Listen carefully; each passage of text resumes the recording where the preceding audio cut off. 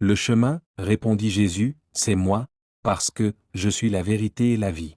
Personne ne parviendra jusqu'au Père sans passer par moi. En effet, ne crois-tu pas que je suis un avec mon Père, que je vis en lui et qu'il vit en moi? Parce que ce que je vous dis, je ne le tire pas de mon propre fond, c'est le Père qui demeure continuellement en moi qui accomplit par moi ses propres œuvres. Si vous ne me croyez pas sur parole quand je dis que je vis dans le Père et que le Père vit en moi, alors croyez-le du moins à cause des œuvres que vous m'avez vu accomplir. Vraiment, je vous l'assure, celui qui croit fermement en moi accomplira lui-même les œuvres que je fais. Il fera même de plus grandes choses, parce que je retourne auprès du Père.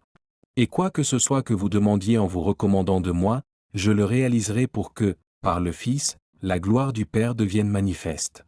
Je le répète, si vous demandez quelque chose en vous recommandant de moi, je le ferai. Évangile de Jean, chapitre 14, versets 6 et 10 à 14. Car, c'est par le Christ, que les uns comme les autres, animés d'un seul et même esprit, nous sommes introduits dans la présence du Père. Voilà pourquoi vous n'êtes plus des étrangers ou des hôtes de passage. Vous êtes citoyens à part entière avec tous les autres chrétiens, vous êtes le peuple même de Dieu, mis à part pour lui. Vous faites partie de sa famille. Vous êtes l'édifice que Dieu construit sur le fondement des apôtres, ses porte-paroles. Jésus-Christ en personne en est la pierre d'angle sur laquelle tout l'édifice s'aligne.